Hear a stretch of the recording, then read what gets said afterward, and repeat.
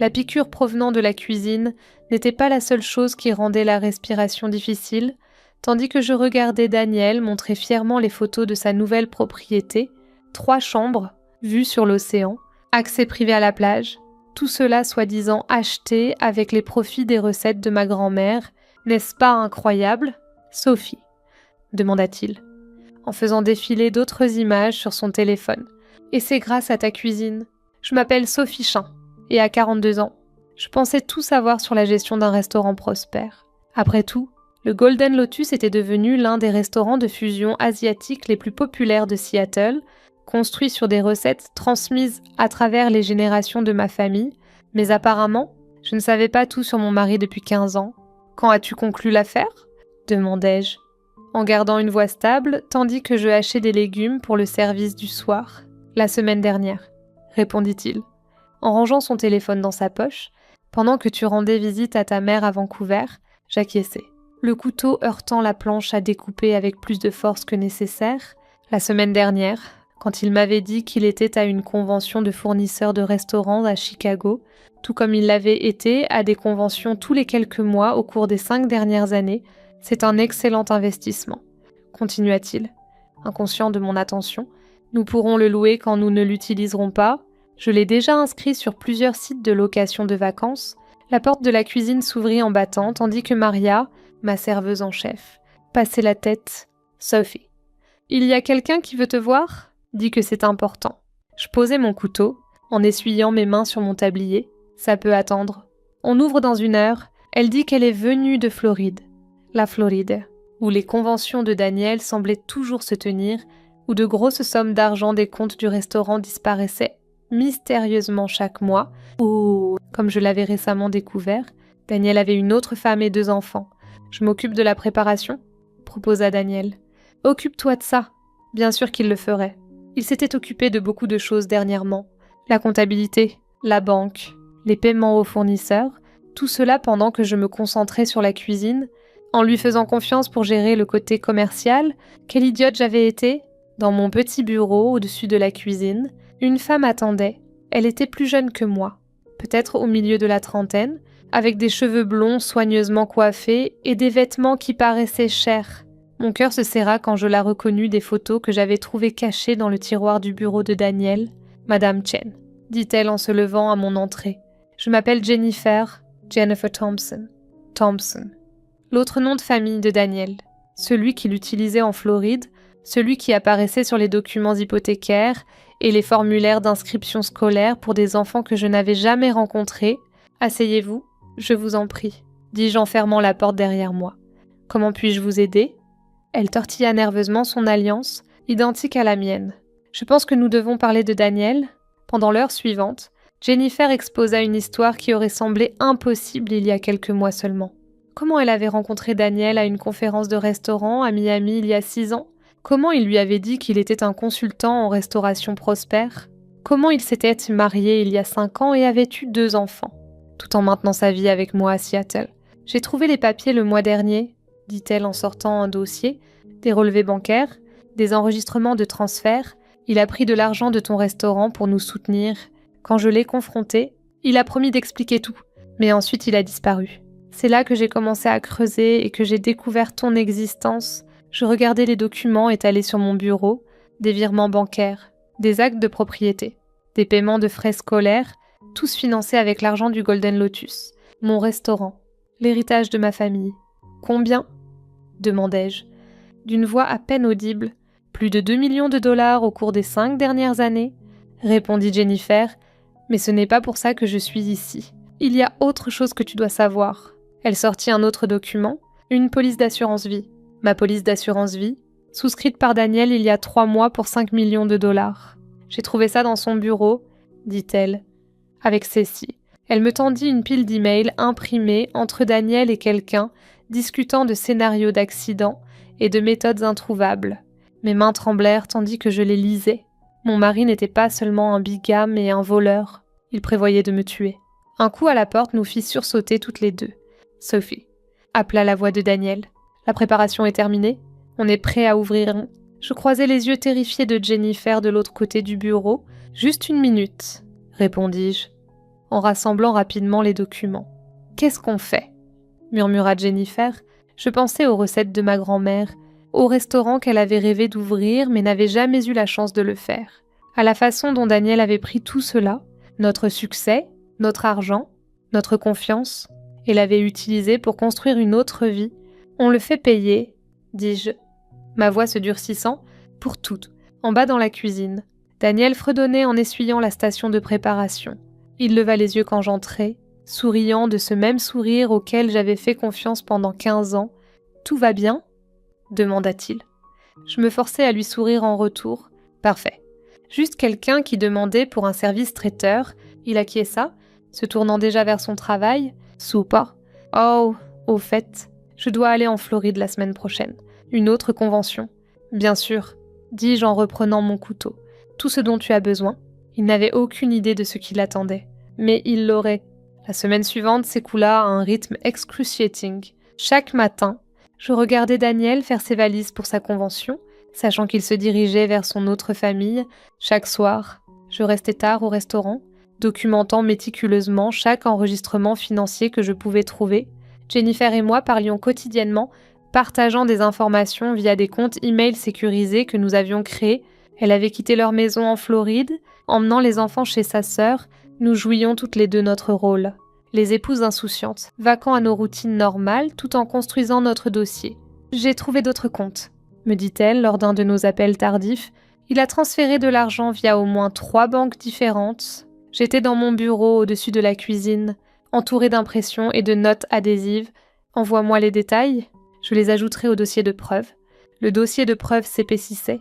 Des relevés bancaires montrant un vol systématique du Golden Lotus, des enregistrements de propriété pour des maisons et des voitures achetées avec de l'argent volé, même des enregistrements d'appels téléphoniques où Daniel glissait entre ses deux vies, racontant à chacune de nous des versions différentes des mêmes mensonges.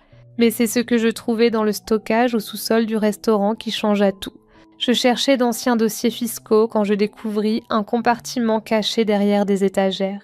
À l'intérieur, il y avait un ordinateur portable que je n'avais jamais vu et plusieurs clés USB. « Tu dois voir ça », textai-je à Jennifer, en téléchargeant immédiatement les fichiers que j'avais trouvés. Ce n'étaient pas seulement des enregistrements financiers. Daniel dirigeait une opération complexe de blanchiment d'argent, via le restaurant et ses propriétés en Floride. L'argent volé du Golden Lotus n'en était qu'une partie. Il blanchissait de l'argent pour des gens très dangereux. « C'est plus gros que ce qu'on pensait », dit Jennifer quand elle me rappela « Sophie ». Ces gens, ce ne sont pas juste des criminels, c'est le crime organisé. Mes mains tremblèrent tandis que je faisais défiler d'autres documents. Le restaurant, il a utilisé le restaurant de ma famille pour blanchir leur argent. Ce n'est pas tout, continua Jennifer. J'ai trouvé des emails sur la police d'assurance. Ils ne prévoient pas juste un accident. Ils vont l'utiliser pour prendre le contrôle total du Golden Lotus. Une fois que tu seras parti, Daniel obtient tout.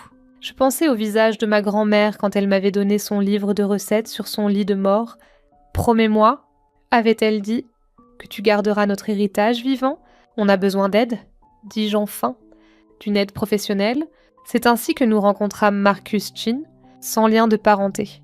Un ancien agent du FBI devenu détective privé spécialisé dans les crimes financiers. Il jeta un coup d'œil à nos preuves et contacta immédiatement ses contacts au sein de la division des crimes en col blanc du FBI. « C'est une opération majeure », expliqua-t-il lors de notre première réunion. « Ton mari ne commet pas seulement de la bigamie et du vol. Il est impliqué dans du blanchiment d'argent international. Les gens avec qui il travaille sont sur de multiples listes de surveillance. »« Qu'est-ce qu'on fait ?» demanda Jennifer, serrant sa tasse de café comme une bouée de sauvetage. Marcus se pencha en avant. « On construit le dossier avec soin. On documente tout. Et surtout, on le laisse penser qu'il gagne. C'est ce que nous fîmes. Pendant les 2 semaines suivantes, je jouais l'épouse parfaite. Je souriais quand Daniel parlait de ses voyages d'affaires. Je ne questionnais pas les discrepancies financières qu'il expliquait si facilement. J'ai même commencé à parler de prendre des vacances, lui donnant l'opportunité parfaite qu'il semblait attendre. « On devrait aller quelque part de tranquille », suggéra-t-il un soir alors que nous fermions le restaurant. « Peut-être cette maison de plage ? Juste nous 2 ?» Je me forçais à sourire. « Ça a l'air parfait. Quand y pensais-tu ? Le mois prochain ? Après le grand dîner de charité que nous organisons, le dîner de charité. » Un autre de ses stratagèmes. Nous avions découvert qu'il utilisait ces événements pour transférer de grosses sommes d'argent via de faux dons. Je vais commencer à planifier, dis-je, en l'embrassant sur la joue tandis que mon estomac se retournait. Cette nuit-là, après que Daniel fut endormi, je rencontrai Marcus et Jennifer dans un dîner calme de l'autre côté de la ville. Il fait son coup, leur dis-je, en étalant les derniers documents que j'avais trouvés, le dîner de charité, puis le voyage à la maison de plage. C'est là qu'il prévoit de le faire. Marcus acquiesça sombrement. Nous avons identifié ses contacts dans l'organisation. Ce sont des tueurs à gages professionnels déguisés en hommes d'affaires légitimes. Ils seront au dîner. Probablement pour finaliser les détails, alors c'est là qu'on les fait tomber, dit fermement Jennifer. Le plan était établi. Le FBI surveillerait le dîner, recueillant des preuves tandis que Daniel et ses associés menaient leurs affaires. Pendant ce temps, Jennifer et moi jouerions notre rôle. L'épouse confiante à Seattle, l'ex en colère mais discrète en Floride. Mais les plans, comme je l'avais appris, ne se déroulent pas toujours comme prévu. 3 jours avant le dîner de charité, j'étais dans la zone de préparation de la cuisine quand j'entendis Daniel au téléphone dans son bureau. « Non, ça doit être avant le dîner », disait-il. Elle commence à se douter. « Oui, je sais que ce n'était pas le plan, mais d'accord, ce soir alors. Faites en sorte que ça ressemble à un vol qui a mal tourné. » Mon sang se glaça. Ils n'attendirent pas le dîner. Ils venaient ce soir. Je saisis mon téléphone de main tremblante, envoyant un texto de groupe à Marcus et Jennifer. Ils ont avancé le calendrier. « Ce soir », Marcus répondit immédiatement. « Sors de là. Tout de suite. » Mais je regardais autour de la cuisine de ma grand-mère, où son héritage vivait dans chaque recette, chaque plat, chaque souvenir que nous avions créé. J'avais déjà laissé Daniel voler notre argent, utiliser notre réputation, ternir tout ce que nous avions construit. Je n'allais pas le laisser prendre ça aussi. Non, textai-je en retour. J'ai une meilleure idée. Le service du dîner ce soir-là fut inhabituellement chargé, même pour un vendredi. Chaque table était pleine. La cuisine bourdonnait d'une efficacité rodée, tandis que mon personnel exécutait à la perfection les recettes de ma grand-mère. Si quelqu'un remarqua que j'avais assigné Daniel à la gestion de la salle, le gardant éloigné de la cuisine. Personne ne le mentionna. J'appelais tous les services que j'avais. Mélangés à nos clients réguliers, il y avait des agents du FBI posant comme des dîneurs. Marcus était assis au bar, feignant de lire un journal tout en gardant un œil sur l'entrée. Même Jennifer avait pris l'avion, portant une perruque sombre et des lunettes, assise dans un coin avec une vue claire sur le bureau de Daniel, à 21h47, exactement comme l'indiquaient les enregistrements téléphoniques de Daniel. 2 hommes en costume chair entrèrent. Je les reconnus des photos de surveillance que Marcus m'avait montrées, Victor et Andrew Koslov, les hommes d'affaires qui étaient en réalité des tueurs à gages. Les associés de M. Thompson sont là, murmura Maria en passant près de moi dans la cuisine. J'acquiesçai, mes mains stables tandis que je dressais une commande de crevettes aux noix et au miel célèbre de ma grand-mère. Montre-leur la salle à manger privée. À travers la fenêtre de la cuisine, je regardais Daniel les accueillir chaleureusement, les menant vers notre petite salle à manger privée à l'arrière, exactement où nous les voulions. « Tout est prêt », demandai-je à Marcus via l'écouteur caché qu'il m'avait donné. « Tout est en place », confirma-t-il. « La surveillance est opérationnelle. L'audio est cristallin. J'avais passé l'après-midi à installer des caméras et des micros cachés dans la salle à manger privée. Plus important encore, j'avais préparé quelque chose de spécial pour nos invités. Votre table habituelle est prête. M. Koslov, j'entendis Daniel dire, et j'ai fait préparer quelque chose de spécial par la cuisine. Hors menu, c'était mon signal. Je pris le plateau que j'avais préparé personnellement et me dirigeai vers la salle à manger. Messieurs, souris-je en posant leurs assiettes. La recette secrète de ma grand-mère, elle ne la faisait que pour des invités très spéciaux. Victor Koslov haussa un sourcil vers Daniel. Ta femme cuisine. Sophie dirige la cuisine, dit Daniel avec fluidité. Je m'occupe de tout le reste. Tout le reste ? Répétai-je en croisant ses yeux. Comme les livres de comptes. La comptabilité, le blanchiment d'argent, la couleur quitta le visage de Daniel. Victor et Andrew arrêtèrent de manger, leurs mains se dirigeant vers leurs vestes. Je ne ferai pas ça, dis-je calmement. Le FBI enregistre tout depuis que vous êtes entrés, et ces symptômes que vous commencez à ressentir, ce n'est pas une intoxication alimentaire, juste un sédatif doux. Courtoisie de l'autre recette secrète de ma grand-mère.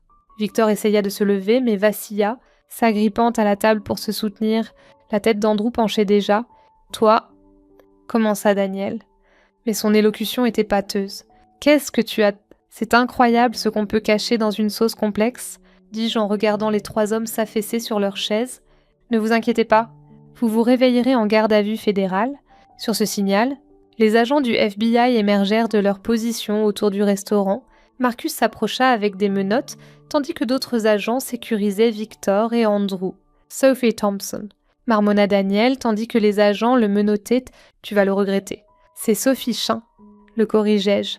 Et non, je ne le regretterai pas. Les heures suivantes furent un tourbillon d'entretiens avec le FBI et de collecte de preuves. Les agents étaient particulièrement intéressés par l'ordinateur portable du sous-sol, qui contenait des enregistrements détaillés de l'opération de blanchiment d'argent. Jennifer apparut à mes côtés, tandis qu'ils emmenaient Daniel et les frères Kosloff. « Est-ce vraiment fini ?» j'acquiesçai, regardant les voitures de patrouille s'éloigner, presque. Il reste encore à gérer les suites judiciaires, mais ils ont assez de preuves pour les enfermer pour longtemps. Le restaurant était vide maintenant, sauf pour l'équipe de la police scientifique qui terminait son travail. Je traversai la salle à manger, redressant des chaises et ajustant les couverts. De petits actes de normalité dans une nuit qui avait été tout sauf normale. Dans la cuisine, je trouvai Maria et le reste de mon personnel qui attendaient. « Est-ce vrai ?» demanda Maria. À propos d'eux-mêmes. Thompson et du blanchiment d'argent, je pris une profonde inspiration. Oui, mais c'est fini maintenant. Ce qui compte, c'est que le Golden Lotus est en sécurité et propre. Qu'est-ce qui se passe ensuite ? Demanda quelqu'un. Je regardais autour de moi ces gens qui étaient devenus ma famille, la cuisine qui renfermait tant de souvenirs. On continue à cuisiner, on continue à servir. On garde l'héritage de ma grand-mère vivant. De la bonne manière, 6 mois plus tard, je me tenais devant le restaurant, regardant les ouvriers installer la nouvelle enseigne, Golden Lotus, établie en 92, cuisine familiale Chen.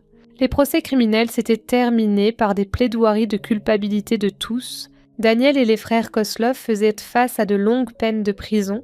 Le FBI avait aidé à récupérer la plupart de l'argent volé, et les enfants de Jennifer seraient pris en charge via un fonds de compensation pour les victimes. Plus important encore, le Golden Lotus n'avait pas seulement survécu, il avait prospéré. Notre réputation pour une excellente cuisine et des affaires honnêtes n'avait fait que se renforcer après que l'histoire eût été révélée. « Ta grand-mère serait fière ?» dit Jennifer. Debout à mes côtés, elle s'était installée à Seattle avec ses enfants, prenant en charge la gestion commerciale du restaurant, correctement cette fois. Je touchais le livre de recettes usé dans la poche de mon tablier, l'héritage de ma grand-mère enfin protégé. Elle disait toujours que la bonne nourriture fait ressortir la vérité. Ce soir-là, tandis que je travaillais dans ma cuisine, ma vraie cuisine, pas celle que Daniel avait essayé de voler, je pensais à tout ce qui s'était passé. La trahison, le danger, la peur, mais aussi la force que j'avais trouvée, la famille que j'avais protégée, l'héritage que j'avais préservé. Maria apparut à mes côtés, tenant un plat qui semblait familier. « Commande spéciale », dit-elle avec un sourire. « La table 12 veut connaître le secret de ta sauce. » Je ris, en tendant la main vers mes épices. Certains secrets, comme certains héritages, étaient destinés à rester entre de bonnes mains. Après tout, comme ma grand-mère le disait toujours, la vraie mesure d'une recette n'est pas seulement dans ses ingrédients, c'est dans l'amour et l'honnêteté avec lesquels on la cuisine. Et le Golden Lotus en avait plein à servir.